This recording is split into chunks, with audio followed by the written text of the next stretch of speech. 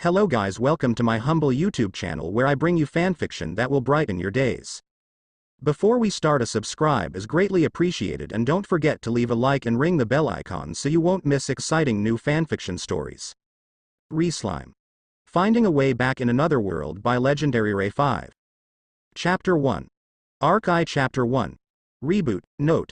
This is in crossover between Re:0 and that time I got reincarnated as a slime. Info about the time. It starts after Clayman's defeat with being an official demon lord, and it starts from the beginning from episode 1 of Re:0. If you haven't watched Re:0, then this book will have a lot of spoilers for you and you might even get confused and bored out reading this. It will start Re:0's S1 to S2 and possibly S3 in future. Thanks for taking your time reading this note. Prologue. Rimuru's POV. Well, that sorts out this one too. I massaged my forehead lightly, staring into nothingness. My mind went to all the possibilities and calculations of the consequences of this and that. It took long, but at least we were on a safe path for now. Bezzsh. I flinched in a slight shock as a gentle and light current of electricity hit me, as if it were to intend to notify me about its arrival. I stood from my chair with my eyes searching around the office.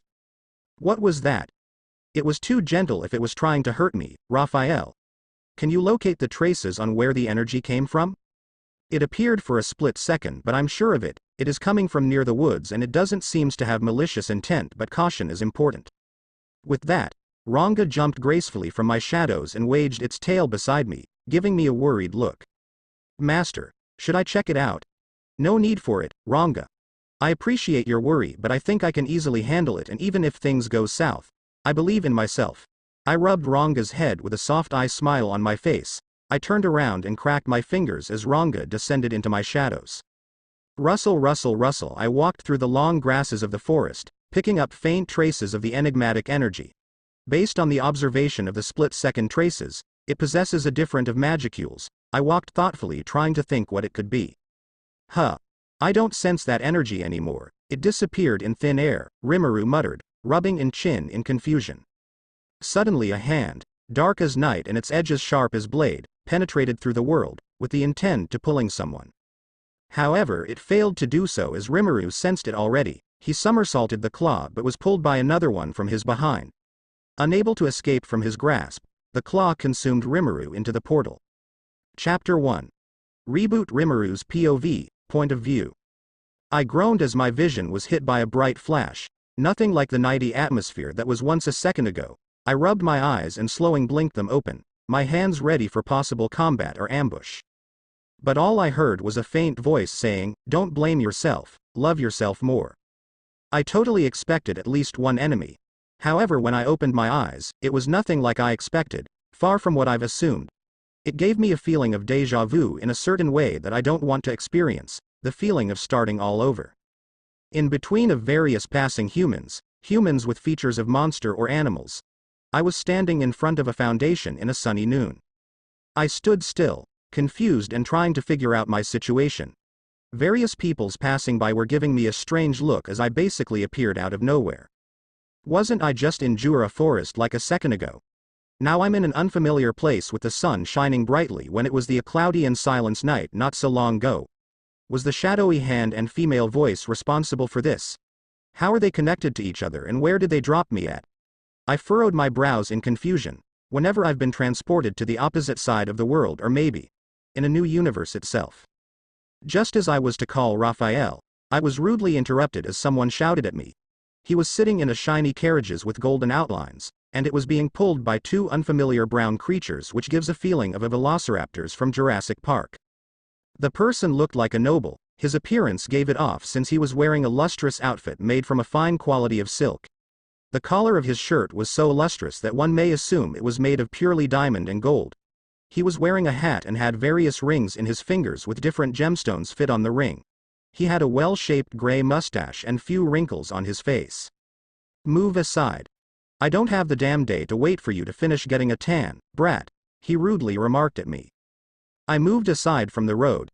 I clicked my tongue in annoyance. I wanted to lash at him for his rude behavior, but it is better to not get in trouble in an unfamiliar place where I don't have any connections. Well, that was rude, Raphael. I take it we're far away from Tempest? Saying we're far away would be a heavy understatement. I scanned almost everything everywhere, this place or world. As completely new and erotic to us, it's safe to say we are no longer in the same world. Well, that is not that surprising, to be honest. The circumstances were screaming that this was the case. I grimaced at this. I don't know how does the time works in this world. It could be a year in my universe while only being 12 days here. Not to mention it was night in Tempest while it's sunny noon here. It is foolish to waste time needlessly. I've to find a way back. There is no guarantee how much panic will spread out if I'm gone missing for too long, and my enemies will take advantage of my absence. My gaze darkened at that thought. Perhaps the one who brought me here would be the answers for that. What about that voice? And that shadowy hand? What did it meant by such a phrase? What's next? I get an ability like I got in the previous world? Raphael didn't reply for a few seconds. I'm afraid I don't know the interpretation of such phrase concerning you, but I believe it is something related to the strange ability you have granted when you entered this world. I was just joking around. I didn't expect it to actually gain another ability. What type of ability is it anyways? That's the problem. I have never seen any power like this. Not like it's stronger than any other, but it is enigmatic enough that we'll only know how it'll work when it's activated. It is an outer world ability gained from that thing, and the only way to understand it is to use it. I see. Well then, I suppose we need to move on quickly. I made up my mind on where to begin. A determined look crossed my face as I observed my surroundings. I'm in luck that I have been dropped off on such an open place in such a lively time and city. It could have been worse, where I would be in woods or a cave and no villages around. I tried summoning Ranga and looked at my shadow. Upon no response, I let out a sigh. It was expected but worth a try at least. I followed the main road in the direction of west. I glanced at the passing creatures that looked like a hybrid of monster and human. I listened from the whispers that those are called demi-humans here, and apparently are ex-rebels. I would not be surprised if the court and king here would be biased towards them. I took many glances at tens of chariots on the road being run by the creatures called ground dragons. I guess this is your typical medieval fantasy world, I said to myself with my hands behind my head. Ah! I heard a terrified scream of a child. I quickly turned around to find the source of the scream. It was a child, lying on the main road crying and trying to reach forward while a chariot was coming towards him. My eyes narrowed, calculating how fast I need to be to evade the carriage and also pull the child without injuring him. I ran towards him and jumped gracefully across the road. I grabbed his shirt and pulled him into my arms and landed on the other side of the road gracefully on my two legs, with him being laid in bridal position in my arms. I looked back to see that the chariot was already far away, not even bothering to the fact they almost killed an innocent child. I frowned looking at the dust trail it left, clenching my fist in anger at the sheer audacity of him. But upon hearing silent hiccups, my expression softened as while I turned to check on the child in my arms. "Are you all right?" I asked with a worried expression to the bawling kid I had in my arms. Through his hiccups he manages to utter a silent yes. I heard clapping noises built up from behind. I looked behind to see everyone clapping with their faces in awe. That was awesome. Wow. Is she a knight or something? She moved like wind. Various people expressed their amazement. I rubbed the back of my head and my smile twitched at response to being called a she. I carefully placed down the kid, and bended down to his height and examined for any possible injuries. Well, looks like you're all fine. But don't play in the middle of a road again? Okay? Thank you so much, beautiful miss. The corner of my mouth twitched at his response. Clink clink clink. I turned around to see a person wearing full plate armor and an helmet approaching me. I stood up, eyeing the advancer while the kid ran to the other side of the road. Miss, I applaud for your bravery. Such maneuver are not present in everyone, he complimented me. I grinned at it. I appreciate your applause. I couldn't stand there and let such a mishap occur knowing I did nothing.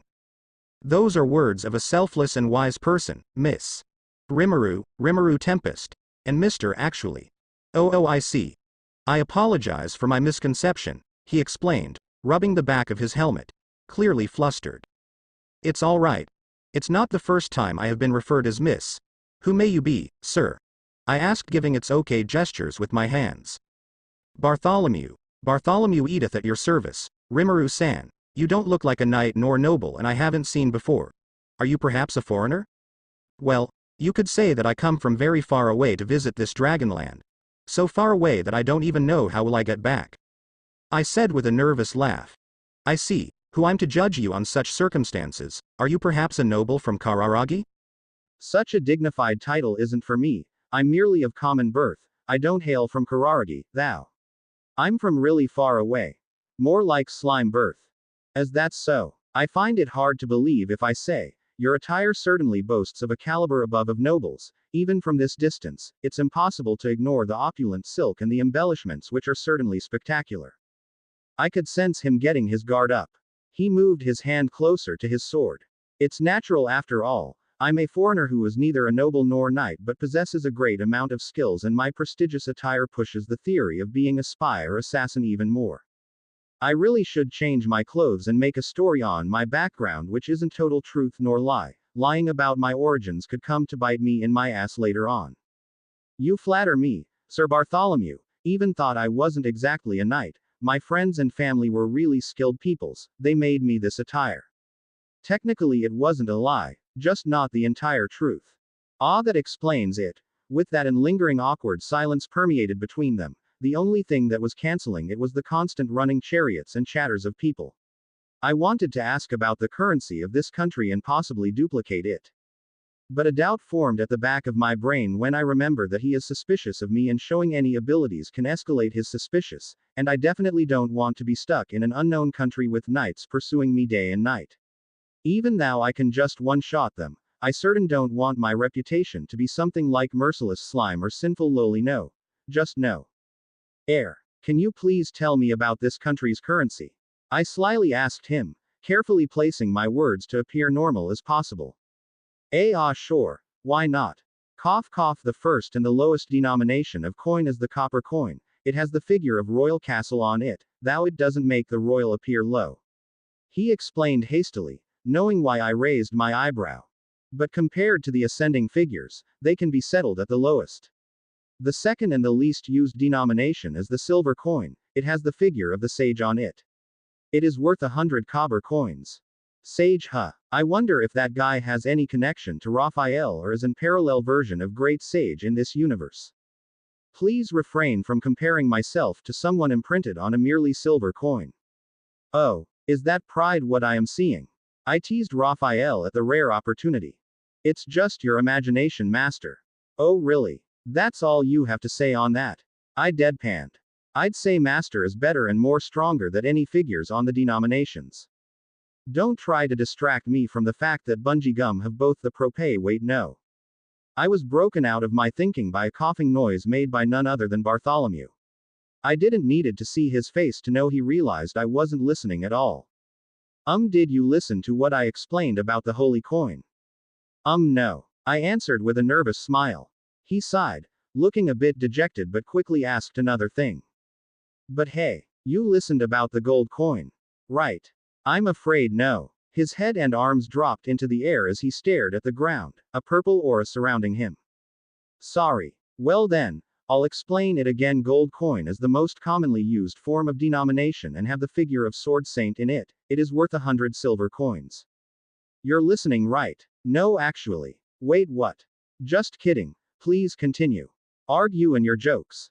Okay, the last and the coin with the most economical value is the holy coin. It is the least used form of denomination, as few are able to get even a single piece of it because it is so precious. It has the figure of the great mighty dragon on it and is worth 1,000 gold coins. He exclaimed the last sentence at a burst of amazement. He seems a big fan of those holy coins, I suppose. Well then, I suppose we should part our ways now, Sir Bartholomew. Thanks for all your help. Nay, it's my duty and pleasure as a knight to help the fellow countrymen and even non-countrymen, he replied, chuckling. Well then, take care. Rimuru-kun. We both shook hands and departed to opposite directions. Seeing that I was getting nowhere trying to find any local shops, I decided to use universal sense. Sensing where largest spread out crowd was present in with a pattern recognizable as vendors, merchants and traders aligned. I headed towards the plaza of the city. Raphael, what time is it? 3:20 p.m. I frowned at that. It was around 12 p.m. when I arrived here. I lost the grasp of the time and spent too much time exploring and wandering. It's about time I buy some information from a merchant. I scanned the merchants and vendors aligned in front of the road. Merchants are a good source of information, so I went up to one of them. Excuse me, sir, I asked an apple merchant. He was a muscular and firm-built man with a twig in his mouth. Yes. You here to buy something? He said, noticing me, his hand holding an apple. I'm actually new in this country, so I would really appreciate if you could help me with it. And of course, I'll even pay with money. No need for money, lady. Ask whatever ya want, just be sure to buy some appas when you come back, he said, grinning.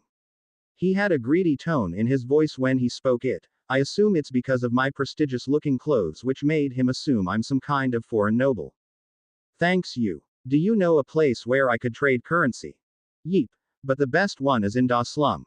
There is a trading center nearby, but they play foul, especially to a foreigner. I wouldn't advise going there. He warned with a frown.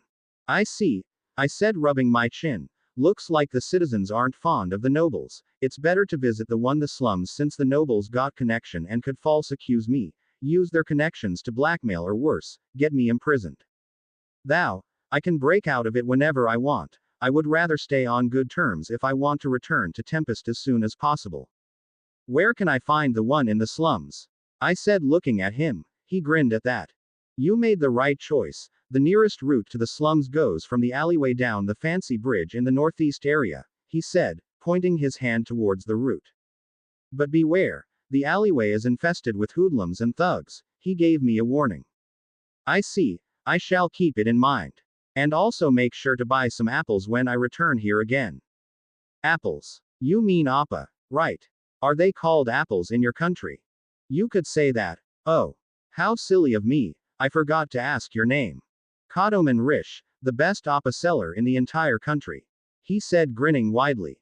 Rimuru Tempest, a boy, Kodoman blinked as his brain processed the words. He burst out laughing a second later. No way. Haha, you totally had me fooled. He said, holding his stomach with his hands. I gave an embarrassed chuckle at that. I must depart now. I would come back to buy from you again, Mr. Rish, if I don't go to my original world. After taking mental notes of locations of the slums, I headed towards the alleyway, shadowed by the tall buildings beside it, blocking any much passageway for lights to permeate through. Well. Look what we got here. I looked closely to see three figures emerging from the shadows like they were waiting for someone to pass through. They had pretty unique looks as far as I could tell. One was a big man who lowered over the other two, and the second one was perhaps the most noticeable. He had grayish-blue hair with cuffs at his wrist and another one on his throat. He was pretty pale as his bones popped out of his skin. I guess they were the hoodlums that Kodoman was warning about. It gave me a pitiful feeling. Seeing him in such conditions, looks like the slums is definitely not a pleasant amble in the sun. And at last but not least was a kid or midget, with a bowl-cut hairstyle resembling a mushroom. Though they don't possess even the slightest of threat to me, they were just some alley hoodlums. New to the capital, huh? The middle one said, eyeing me lustfully head to toe, in an unpleased and disgusting gaze that I wished to gouge his eyes out from the sockets. If ya don't wanna be killed, then strip and spit out everything. And don't try to fool us. Even if ya don't even pay any money, your dress should sell fine, the big one threatened, cracking his knuckles and a crazed grin at his face. Seeing that, my hand balled into a fist and my eyes narrowed. I gave him a dead glare, and responded.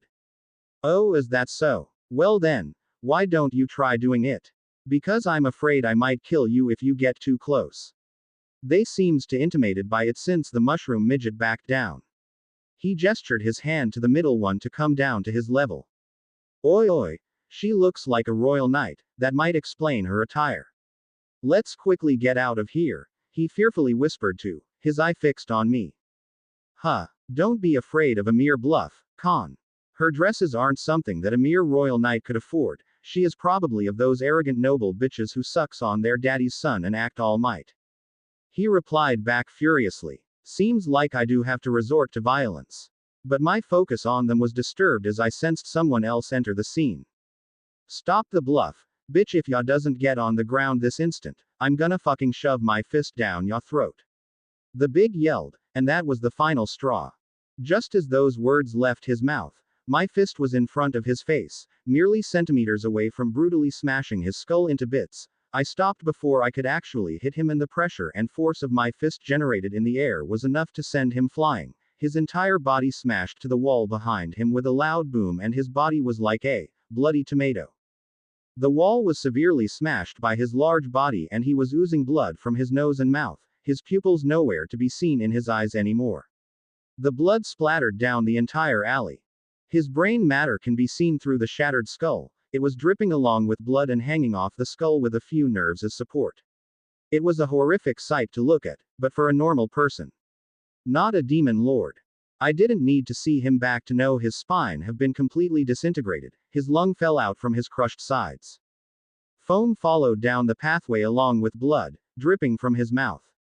A puddle worth of blood splattered on the wall. He crashed along with few white particles floating in the blood, which I assumed were his bones shattered into bits.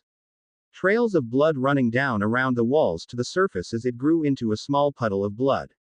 I was hit by a wave of guilt as I realized I've had done. He didn't deserve such a brutal death. It was my own temper and power that caused his death. He was probably just another person who was doing dirty stuffs to get money because he had no other choices, and I murdered him in hot blood. I turned around my emotionless face to look at the horrified faces of his two friends. Don't blame yourself. Love yourself more. GGG Gaston. Gaston. The midget now knows. Khan wailed out to the nearly unrecognizable corpse. He collapsed on his knees, his entire body trembling with various emotions, ranging from sadness, grief, anger, horror, and regret. His very own soul have been shaken to its core. When he and his Fryan no brothers lurked in the shade, they expected it to go like how it normally does. Someone passes by, they beat them and rob them blind. Sold the stuff to old man Ram and tried to negotiate the prices. Buy some booze or oppas to have some food at the table. And then sleep somewhere in the alleyway where they can't be found by the guards. And then wake up the next day. Repeat the process. Sleep, repeat, sleep, repeat, and boom. One day, their friend met his end in such an agonizing and brutal death. Gaston. Gaston. Gaston. Gaston. Gaston. He wailed with hot tears flowing like waterfall from his sockets. He reached his arms towards the wall where Gaston died, but his legs refused to move an inch forward as he tripped himself and fell head onto the bloody surface. He loosely punched the floor loosely with his fist, whimpering and crying. Huh. The man known as Chin muttered out, his pupil shrunken down to a dot and his eye socket wide open. A tear slipped down his large socket from his cheek and fell to the rough surface of the ground. His mind unable to process what happened in a mere minute. Gaston was dead. Was he, or was his supposed corpse just an illusion made by this noble lady? Or maybe he would have been alive if Ratchin listened to Camberley and left her alone. His eyes started trembling furiously. Ah! Ah! Ah! Ah! He cried out loudly, his expression twisted in agony with tears streaming down his face as his trembling body ran to the corpse of Gaston. His trembling hand wandering through Gaston's corpse, and stopped at his face. Hey Gaston. Wake up. It's just a scratch for why ya. Ya are t toughest of you us all. Ya just joking with us. Right? He shakenly questioned, his hand holding Gaston's chin as if wanting to see the shine in his eyes. Why you monster? Chin let out of all his emotions, glaring at me with his wrath-filled eye. But he did nothing, because he knows they were outmatched. I didn't move an inch nor any emotions appeared on my face. I was brought out of this state by someone hitting the wall. I turned my gaze towards the intruder who was trying to sneak her way without being noticed by us. She had an unique combination of blonde hair and blood-crimson eyes. She looked like another one of the residents of the slums. There was a cloth wrapped around the chest and a jacket to cover her upper body. Other than that, she was wearing a torn-up and tight old cloth as her pants. The cloth looked like she had been wearing it ever since she was born. But the most noticeable thing was the glowing red insignia sort of. She let out a yelp and I saw shivers going up and down in her body the moment I turned my head towards her. This is expected after all. Death is far more terrifying when witnessing it by your own eyes. Please, don't hurt me. She yelled as she ran like wind, jumped on the wall to use the force generated to jump on the roof of the building in front of it. Stop right there, you fiend. I heard a voice yell out, I turned around to see a horrified look on the intruder. She was a silver-haired, fair-skinned with far too white dressing on her. She had purple amethyst eyes and usually sharp-pointed ears, an elf I guess. What's going on here? She spoke in a frightened voice, then she turned to glare at me. It's your doing, isn't it? First you steal my insignia and then brutally murdered someone like TH. She wasn't slow to judge, it reminded of how my demon subordinates met me. Oh, excuse me, I didn't steal your insignia or what so, if it was anyone. Then it was the yellow-haired girl with an insignia. She jumped across those roofs and they were trying to mug me and even threatened to rape me. I defended back even though I didn't want to. I just simply wanted to get over this incident, but I've my pride to defend. But still, that doesn't give you the permission to murder then like a squashed tomato. I get it right. I didn't mean to. Stop acting like you can control yourself any better. Those words seems to affect her since she paused for a few seconds, then clicking her tongue and clenching her head with her hands. Even though I sense no malice from you, it takes such skills to kill someone like this. An unfamiliar voice spoke. It was a cat floating in the air. Its hand crossed and his eyes glaring at me, or at least trying to glare as it's looking more like pouting. I narrowed my eyes at him. His appearance may suggest that of an innocent cat, but I sensed that he was holding back a great deal of power and magicules. Perhaps his cat looks are only a facade to his true strength, pretty much like me. He seems to be in a same conclusion towards me. I knew it because we were giving each other a same kind of look. The elf stretched out her arm, then fired a single big ice shard towards me. But to her disbelief, I just casually flicks at the ice shard before it could hit me, destroying it into bits. What? She said with an unusually frightened tone in her voice. Nyo you sure know how to break a girl's shard. The cat calmly said with its eye closed. As soon as his voice rose and his eyes shot open, it fired numerous ice spheres at me. Then how about eating a cat's balls? But to his surprise, I destroys every single of them with my fingers, before they could even hit me. You're quite strong. It's been a while since I fought someone like you. I sighed and just decided to apologize my mistakes for now. It was getting me nowhere with this conflict and an apology won't hurt since it doesn't even compare to what I had done to Gaston. Look, I don't want to fight with you. Gaston's death was an accident due to my fault. I admit that, but needlessly fighting here will get nowhere. I admit that an apology is not compared to a soul, but this fighting unnecessary is just going to waste your time searching for your stolen property. She is right on that, Leah. We can't spend trying to beat her when we have a thief to chase. Why, you're right on that, Puck. But she have to help search for the thief to atone for her sin. First of all, I'm a boy. What? They both exclaimed in unison. You looks like a girl even more than Felix. What it is called? Trap. Anyways, the girl must have gotten real fast with her speed. We can't afford to lose more time. My name is Rimuru. What about you? I interrupted her, trying to not get embarrassed more. It's Emilia. Just Emilia. She clasped her both cheeks, the cheeks on the face, not down, you perverts. With her hand. Okay, just Emilia. Let's get searching, shall we? I playfully said, becoming a little cheerful that before. End of chapter 01.